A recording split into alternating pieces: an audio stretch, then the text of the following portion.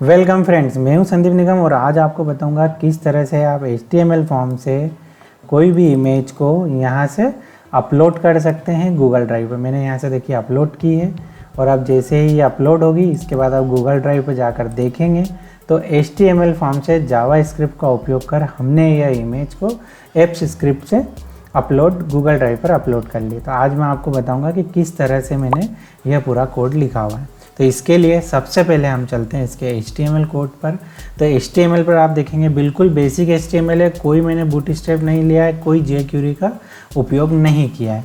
इसमें simple title वगैरह जो कॉमन हमने लगाना होते हैं वह सब लगाए। उसके बाद मैंने जो हेडिंग के लिए दिखाया वो सब दिखाया। इसके बाद एक इमेज टैग लिया है जिसमें प्रीव्यू के लिए हमने बनाया ताकि कोई भी इमेज अपलोड करे तो यहाँ प्रीव्यू दिख जाए। तो उसकी जो ID ली है वो है img प्रीव्यू। यह एक मेन हमारा img टैग है। इसके बाद हमें फाइल अपलोड करना थी तो हमने इसके लिए क्या लिया है, एक फ़ाइल लिया है और जिसका नाम हमने इमेज लिखा हुआ है। और इस फॉर्म को सबमिट कराने पे अपलोड करने के लिए हमने एक सबमिट बटन लिया है जिसका नाम अपलोड लिखा है। इसके बाद मैंने एक एडिशनल इसमें लिया है, एक हिडन कॉलम लिया है इमेज डाटा।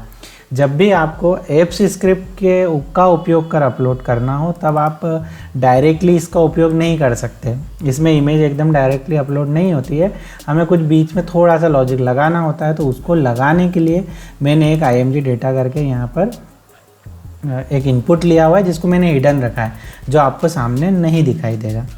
इतना किया, ये HTML का मेन कोड है। इसके अलावा HTML में कोई विशेष नहीं है।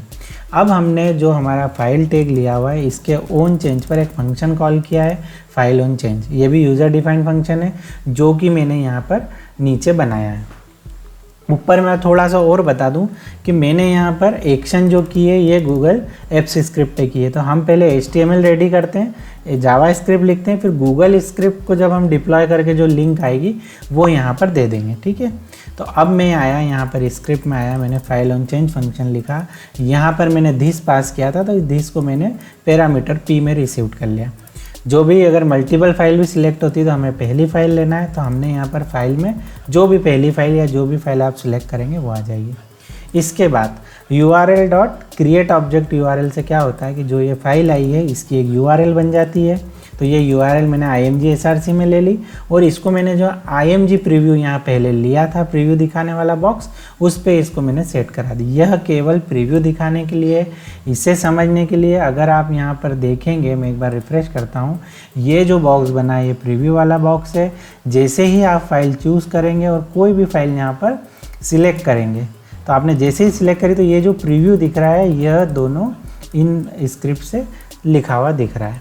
इसके बाद जो हमें डेटा अपलोड करना है उसके लिए हमने क्या किया, एक फाइल रीडर का उपयोग किया, उसका एक पॉइंटर बनाया। उसके ऑन लोड पर हमने एक फंक्शन लिखा कि जो भी फाइल लोड होगी उसका जो रिज़ल्ट है उसे मैंने एक आर डाटा करके एक वेरिएबल लिया, उसमें ले लिया। तो जो भी पूरी फाइल हमारी इमेज फाइल आती है वो पूरी फाइल एक बाइनरी फाइल उसमें आकर स्टोर हो जाएगी। उसे हमें क्या करना होता है कि जो बेस 64 जो लिखा होता है इससे हम उसको दो भागों में स्प्लिट करते हैं। तो जो इसके बाद का है वह सारा हमारा क्या होता है, एक तरह से इमेज का सोर्स होता है। तो इसे अगर दो भागों में करूँगा तो एक 0 अरे पे आएगा, एक 1 पे आएगा। तो 0 वाले को छोड़ दिया, यानी इससे पहले वाला मैंने सारा छोड़ दिया और इसके बाद वाला मैंने क्या करा, इमेज डेटा में ले लिया। ये इमेज डेटा में मैंने जो पहले अभी टेम्परेरी कॉलम बनाया था, यहाँ पे हिडन कॉलम बनाया था, उस हिडन कॉलम में मैंने ये इमेज का सारा डेटा ला के सेट करा दिया।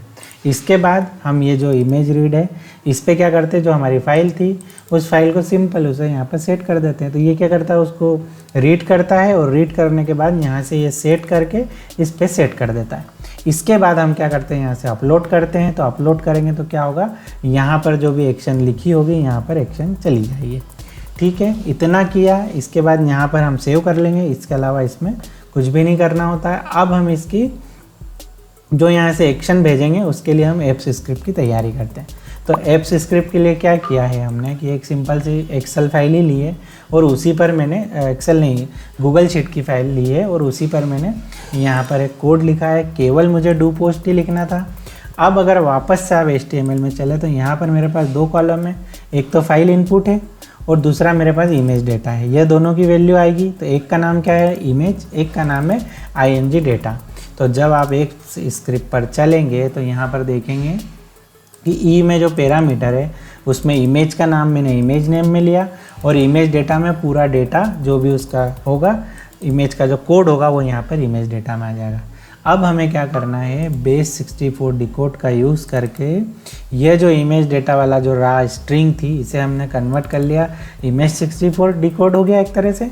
और इस डिकोड वाले से हमने एक ब्लॉब बनाया, बाइनरी लार्ज ऑब्जेक्ट, और ये इमेज है ना, इमेज बना रहे हैं और इमेज का नाम क्या देना है, यहाँ से IMG नेम देना। तो यह करके हमने एक ब्लॉब बना लिया और इस ब्लॉब को ड्राइव ऐप का उपयोग कर सीधे से इस ब्लॉब से फाइल बना दी। इतना किया और मैसेज में मैंने अपलोड डन करके दिखा दिया। बिल्कुल शॉर्ट कोड है, सिर्फ आपको समझाने के लिए बनाया है। इसे हम बहुत इम्प्लीमेंट कर सकते हैं कि ये इमेज भी हम ऑटोमेटिकली वहीं से गेट करके लाएं।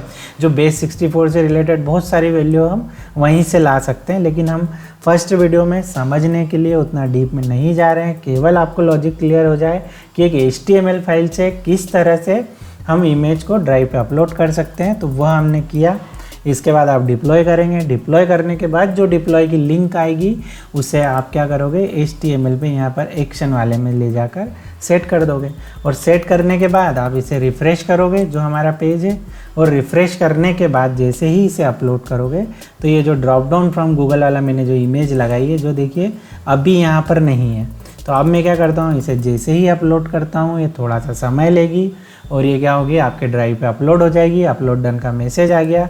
अब आप ड्राइव पर जाकर रिफ़्रेश करेंगे तो यहाँ पर आप देखेंगे कि आपकी जो मैंने अभी इमेज अपलोड की थी वो आ चुकी है। तो आशा है मुझे आपको किस तरह से HTML पेज से, जो कि या तो आपके लोकल सर्वर पे हो या किसी और सर्वर पर हो, उससे आपको गूगल ड्राइव पर कैसे अपलोड करना है वो बहुत अच्छे से समझ में आ गया होगा। इस वीडियो से रिलेटेड कोई भी कन्फ्यूज़न हो, कोई भी क्वेरी हो, कोई भी डाउट हो, निसंकोच मुझे कमेंट कर सकते हैं। यह वीडियो कैसा लगा बताना ना भूलें। मिलते हैं नेक्स्ट वीडियो में। Thanks for watching.